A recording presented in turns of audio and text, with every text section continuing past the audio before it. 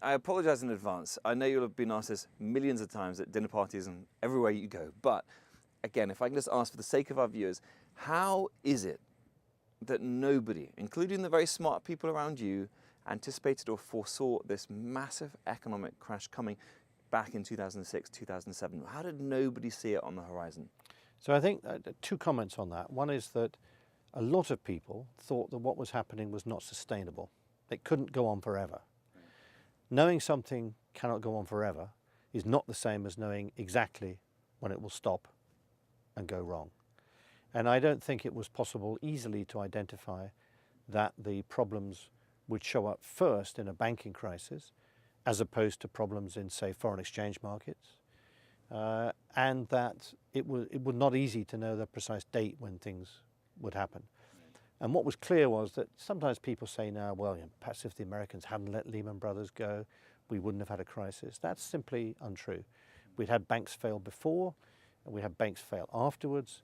The fundamental situation, not just of the banking system, but of our economies as a whole, was out of balance and could not continue.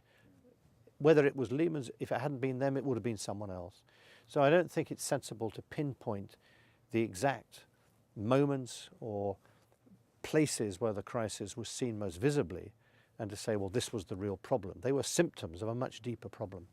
That's what the book is really trying to describe. What was the underlying malaise that created the conditions in which this could happen? Yeah, because Mervyn, one of the things you did and the Bank of England did do is you did warn people ahead of time about these high-risk investment vehicles. So why didn't that go into their conscience? Why didn't they listen? I have to ask them rather than me, but I think that when things are going well, when the stock market is rising, when assets that look very risky are things that you can sell easily, that people will buy them, you think, well, this has gone on for quite a long time. Why can't it carry on going on?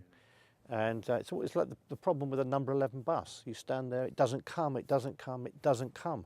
Does that mean it's just about to come because it can't be any later than it is now? Or that it won't come at all?